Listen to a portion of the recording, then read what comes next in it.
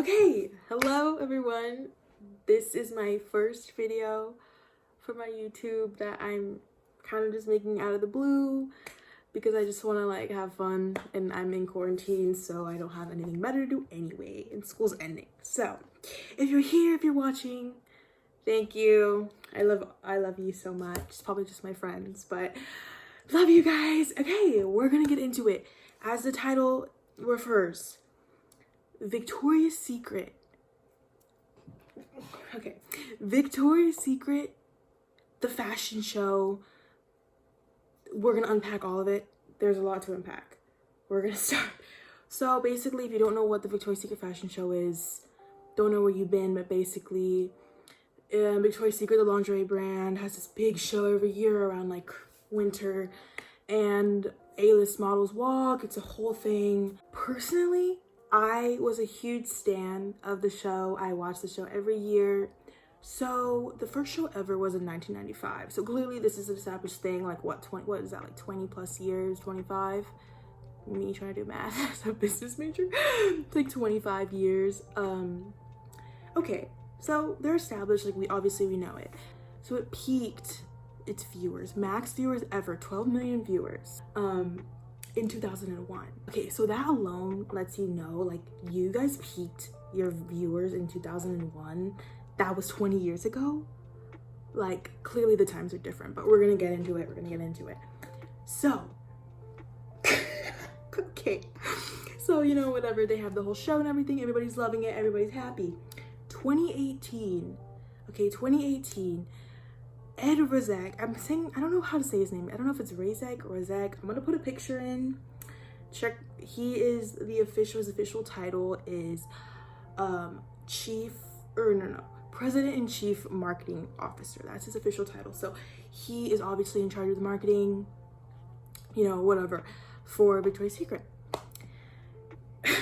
Okay, so this man does an interview November 8th, 2018. This man, I can't, okay. This man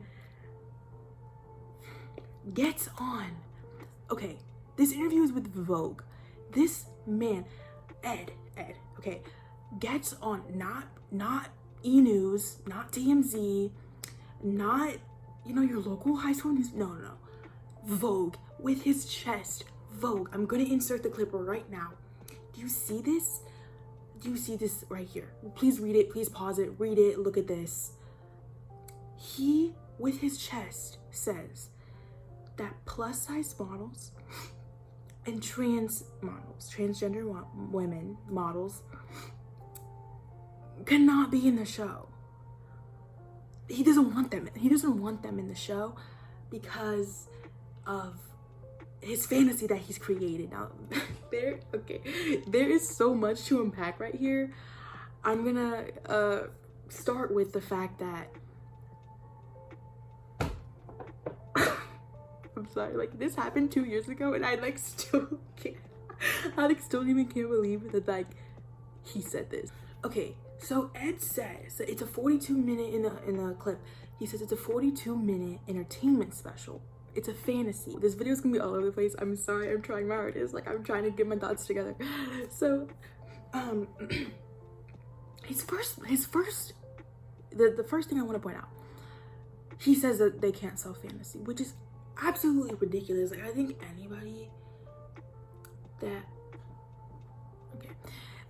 anybody that like knows anything about anybody, and especially in 2018, how are you gonna say this stuff in 2018? So I think anybody can really realize that this is wrong, like, immediately. First of all, his statement is wrong. That's my point. His statement is wrong. Obviously, women that are not just, like, you know, conventionally pretty can sell fantasy, are just as beautiful, like, all of that, which I think is obviously, like, obvious and implied. The second thing is my second point with this whole mess that he did. The marketing, oh my god, the marketing major in me. I'm not even in upper level classes, and I could probably market this better than him. The marketing mistakes, the PR mistakes I bet after this, bro, I'm telling you, after this, whatever, this interview, I bet the PR team was like, yo, like, get like, get a meeting together now. A meeting now, because this is so bad. It's so bad. This man is the chief marketing of a $1 million company. Maybe, I don't even know, billion, I don't know the numbers. But like a huge company, worldwide recognized company, and you're gonna sit in 2018 and sit here and say that these other women that aren't conventionally pretty and thin and conventional can't sell fantasy? Like, you're gonna say that, bro. You're gonna put that in Vogue. Okay, so oh my god. So he puts it in Vogue. Okay, here's what I think. Here's my thing. Ed has been doing his job for 27 years. He's worked in this position. He's worked for VS, Victoria's Secret, whatever. So clearly, and Victoria's Secret is a global brand. Like, it's a huge brand. Everybody knows it. Like, respected, you know, whatever. So he's worked in this position for so long. He clearly knows the industry, whatever. I think that this all stems from Ed being so out of touch with the line of work that he's in. Let me explain. He is white adjacent. I think he's Middle Eastern, actually. I might put Ed in a note, and I'm gonna double check that. Okay, so I couldn't really find a lot, but it does say he was born in the United States, and that this name kind of comes from the Egypt area, so Middle East. Not sure. Male. This is like the key thing. I hate men, and this is the key thing. He's male, okay? A man, heterosexual, straight, whatever, and 70 years old. You are marketing for a lingerie brand. This is a women's product. Women are buying this product, and if men are buying it, it's for their wives or their girlfriends. Like, women are buying this product. You are marketing to them. Yet Ed is so out of touch. I think this really shows. He is so out of touch with the experience that women go, like the women experience as a whole. And then the trans experience, the plus size experience, like, he doesn't understand any of that because he isn't that at all. And yet he's in such a powerful position. So I also think, I'm gonna link the article so you guys can read this. Like, you can tell in the whole thing, like, he is like, just his head is like huge, like inflated. And his head is inflated, and he keeps talking about the Victoria's Secret brand, the wings. He even says in the clip that or the little piece I showed you guys, that like any brand would take it, like if they had it, like the recognition that the Victoria's Secret has. Not undermining that. They have a lot of recognition, like, okay. But you can tell in the article, you can tell that his head is huge, because he feels like he created that, which is a whole nother thing, because he thinks his head is so big, and he feels like he can say, like, oh no, we don't need, like, you know, transgender plus size people in our marketing scheme. And he knows this because, you know, he spent so many years building this brand, doing all of this groundbreaking marketing, the groundbreaking marketing that he's done. Put conventionally pretty, skinny women in lingerie and put them together, put them on a poster, put them in a commercial. That's the groundbreaking marketing that this man has done, to feel like, to have the audacity to like sit here and be like, yeah, like, this is my brand, like, yeah, that is the groundbreaking marketing that he's done. Groundbreaking marketing. He didn't do anything. He did nothing.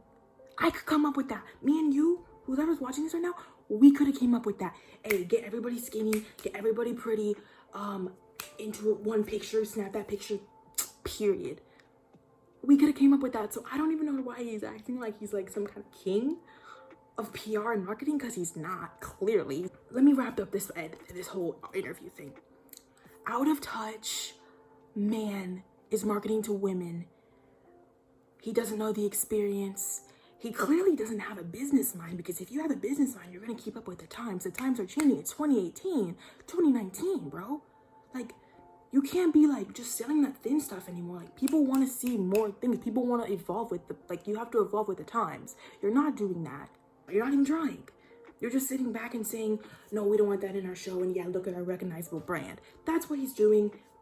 Bare minimum, in my opinion, bare minimum. And I love Victoria's Secret. I love it. I loved it. I've always loved it. And I'm not going to sit here and be like, it's like a bad brand. I'm not even going to sit here and say that. Like, great brand, powerful business.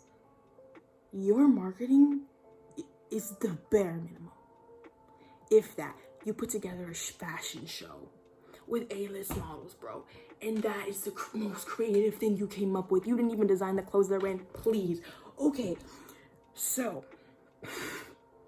Ed says all this mess in Vogue, and the very minute this interview drops, hits the internet, Twitter is not having it. Twitter breaks out. If you're on Twitter at the time, I don't mean like, oh, I'm on Twitter, like if you're on Twitter, if you're on Twitter, you know what I'm talking about. Twitter's mad. Everybody's mad. Everybody's like, whoa, like, even if you thought that, bro, here's the business, like, me being a business major, the business, like, you're not even thinking about the business, bro. Anyway, yeah, even if you thought that, you could have kept it to yourself, but no, not everybody knows, so now everybody's mad. There's a lot of tweets from it. You can understand what people are saying, like, this is ridiculous. The cancel culture kicks in. Victoria's Secret canceled. Okay, Nikita Dragon does her thing. I don't know. Maybe you saw it. Maybe you didn't. I'm gonna show it here now. It's just gonna be a little clip of her, probably the little, and then her tweet with it. We can read that, pause the video, all that great stuff. So she's like an internet influencer. She's trans. I mean, you could kind of decipher that. She's beautiful too. She's beautiful. Anyways, she's transgender, so of course she's like, you literally directly came for like who I am, and you were wrong. Look at the material. So she does that whole ad, or that whole like fake ad. As you can see, I think you can see that I retweeted it because I was like, period, like, yeah, like, he's so wrong for that, and he shouldn't have said that. Yeah, people are looking at it, more people are retweeting it. It's a whole thing. You have Ed, you have people defending Ed.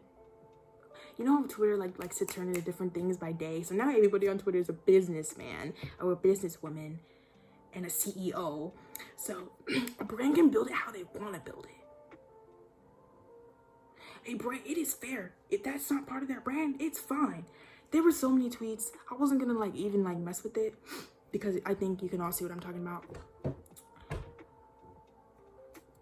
I'm not even gonna address those clowns, honestly. Okay, I will.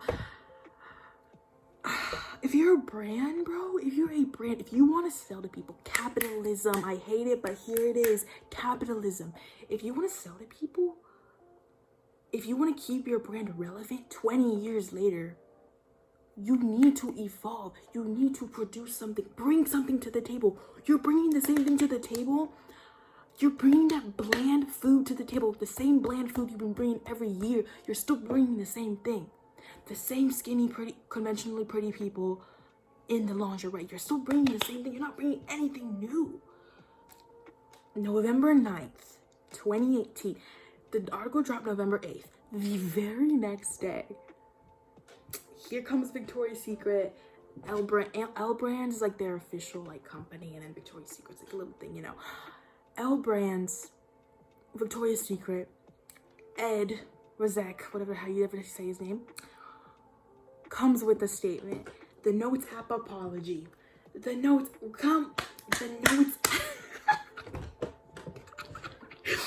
The Notes app apology. Oh my God.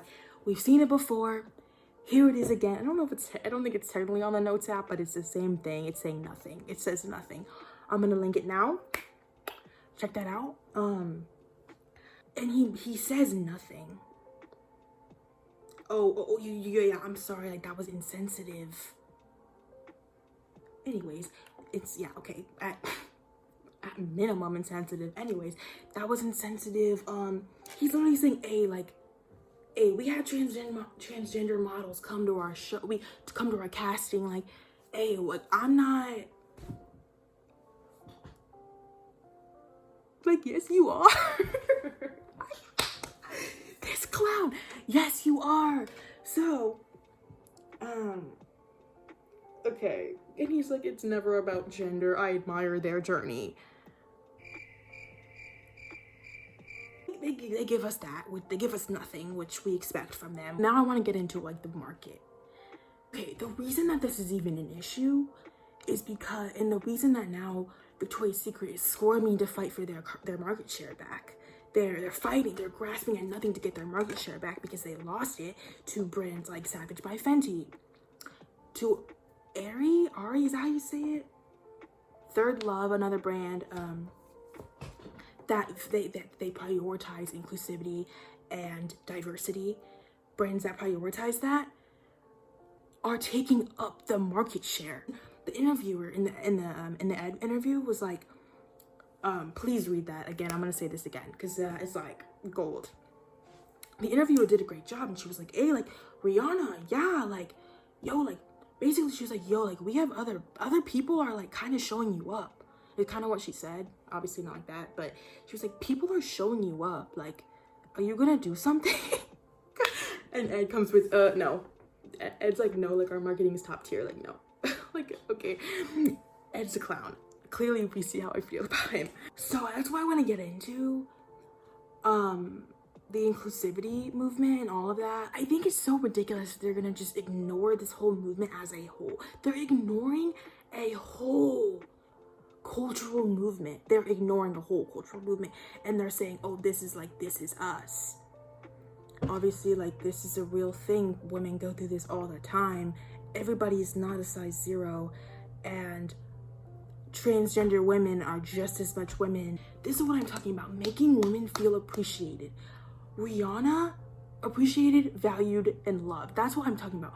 Rihanna's brand, Savage by Fenty, regardless of how you feel about her product, her brand is about making women, showing women that you are beautiful and this is how it can be for you. You know what I mean? Like, you are beautiful, and like, no matter what you look, obviously. So I want to get to something that Bella Hadid said, my queen. I don't care, I stand Bella. Okay, I'm gonna enter it now. So basically, she said that she felt empowered in Rihanna's show, and it actually made her feel like she was, like, you know, beautiful and like all the things I just said. Bella Hadid, now come on, let's unpack this. First of all, Bella Hadid did not need to say this. Like, there was no reason for her to say this unless she really meant it. Bella Hadid is like I'm getting in close, textbook conventional beauty. White, skinny, symmetrical face. So Bella Hadid saying that Rihanna has made her feel more beautiful than a show made for her, than Victoria's Secret, a show that is made for her. Bella Hadid saying that Rihanna's show had made her feel more like respected, loved, admired, valued, all those things. Like, the material is right there. Clearly, Rihanna's doing it right.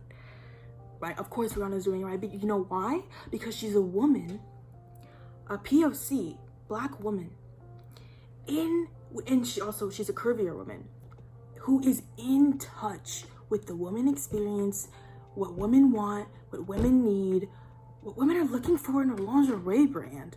She's in touch with that. She recognizes, like, these are real. This is a real problem. Like, body image is a real thing for women.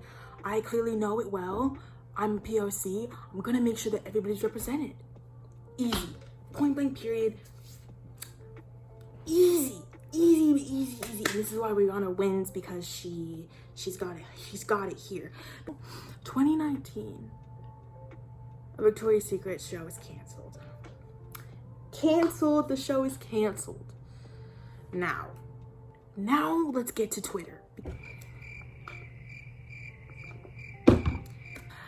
Bro, everyone's a baby nowadays. Like, you can't say anything. You can't do anything. Give me a break. Like, you sound like so tone deaf, especially when you're talking about like transgender and plus size representation. You sound so tone deaf. Like, so tone. Oh my god, like, save it, bro. Okay. So the first tweet I'm gonna put up here is one of my personal favorites. This girl, I'm putting it in now. I'm upset. So it's like talking about Victoria's Secret, you know. I'm upset that this got canceled. I hope all of you fat blank are happy.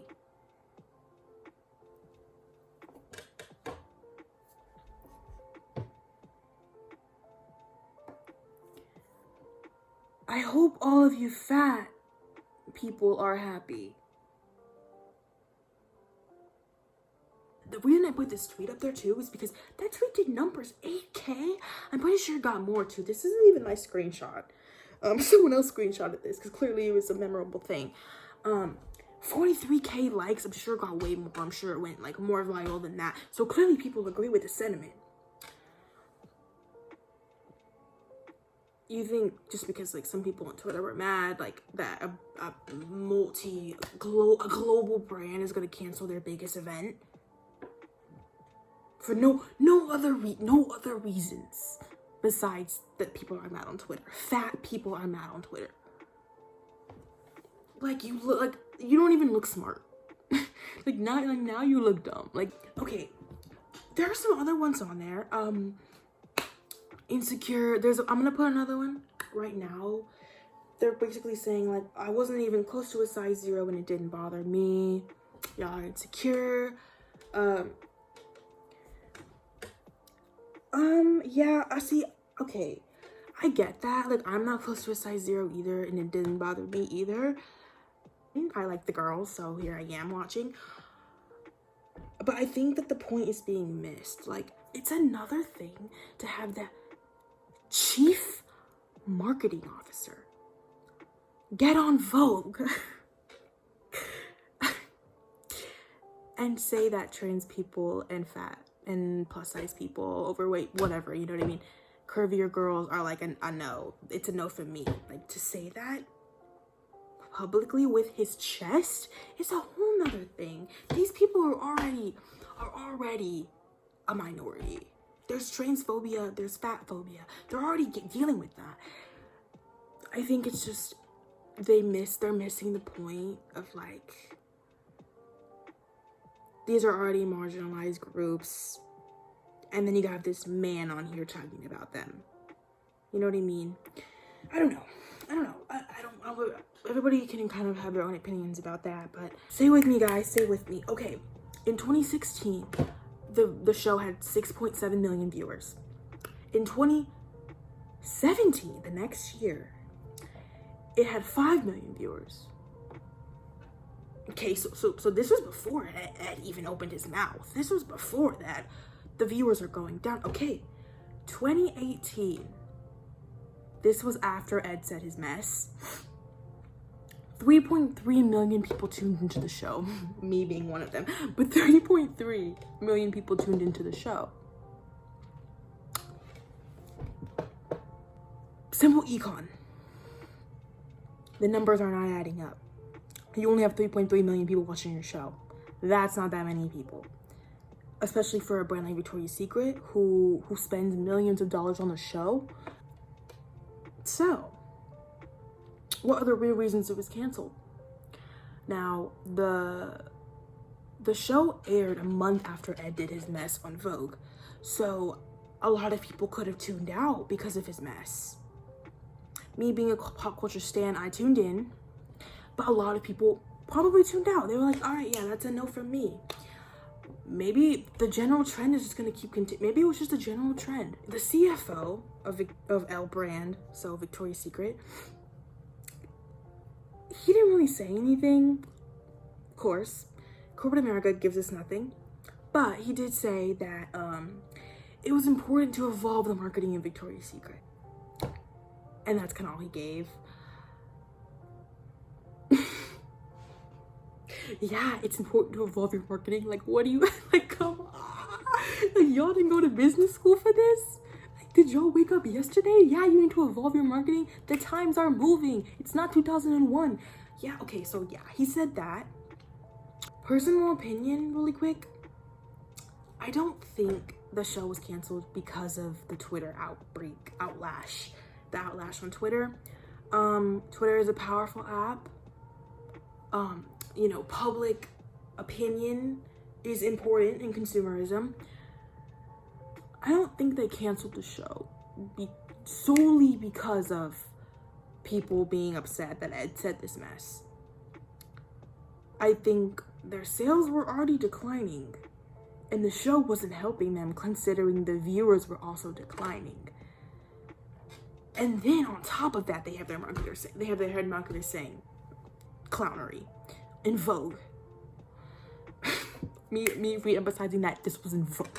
You're talking to Vogue and you're gonna make a fool out of yourself on Vogue? Oh my god. Okay, form your own opinions on that. I think that the numbers are kind of more important when it comes to businesses, and a lot of businesses like, ooh, like, y'all are hurt, sorry, but like, where are we now? Okay, Wall Street Journal reported August 2019, Razek, whatever you want to say his name, he's irrelevant now because he resigned. A year after his mess in Vogue, he resigns.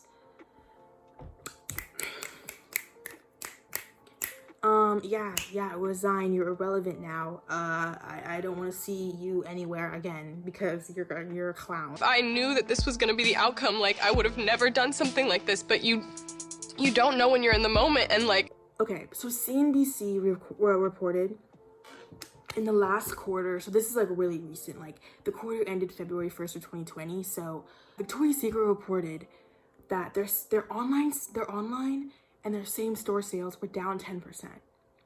And I was like, that's like, this happened a year ago. Like, the show was canceled a year ago. 2 years ago was his mess. So it seems they're still suffering. The public respect, I think, that everybody kind of had for Victoria's Secret, you know, like, they were this global monster. And I think a lot of people, especially the younger generation, people that care about these kinds of things, lost respect for them. So not only did they lose their position, but they're losing sales. Like, y'all lost, like, you know what I mean? And obviously Victoria's Secret's not gonna, like, they're not gonna go bankrupt. This is America. Capitalism will win. They're not gonna go bankrupt. But they don't have all of that. You know what Ed was talking about in his little Vogue article, his Vogue interview, you know, like, all of that. Yeah, like Victoria's Secret, all of that. Like, they don't have that anymore. Like, if people who are like thinking about things like this, like, they're gonna remember this. I'm sure a lot of you guys do remember this. Like, this was a big deal, and it still is, and it clearly is still affecting them 2020. A few other things I wanted to kind of propose as like ending questions, because we're getting to the end, you know. Did Victoria's Secret really need to maintain this outdated brand of skinny, conventionally attractive, you know, campaigns and stuff? Did they need to hang on to that so tightly? Even if they introduce some medium-sized people or some fit people, but just a little bit, like, you know, like more like medium, like in the medium size range, even if they started to do that, like, do they think they would have lost sales? This was my thing. Like, when this happened, I was like, okay, I understand from a business point of view, like, you want to hang on to this brand that you created, fine. But did they really think that their sales would have gone down if they like kind of introduced plus size women models, curvier models, medium range models, maybe some transgender models, maybe some more people of color models. Do they really think that they would have lost sales? I don't think that they would have. That's my hot take. I don't know if that's a hot take. That's my take. I don't think they would have lost sales. I can think of so many even like, just like, I'm not even talking about like the most plus size thing. Like maybe if they tried to like integrate some like more like not just 0 and 0 to 2, maybe like, you know, 2 to 6, 2 to 10. That's not even plus size. Would their sales would have I don't think their sales would have suffered. Honestly, I think they probably could have held on to their #1 top spot in terms of like public opinion. They could have held on to that longer if they would have like at least slowly tried to like kind of, you know, spice it up. But no. They have Ed. I'm saying Razek. I don't care. They got Ed in chief marketing officer position, who is out of touch with the women experience as a whole, and couldn't evolve with the times. Now he's out of a job. I don't know what he's doing now.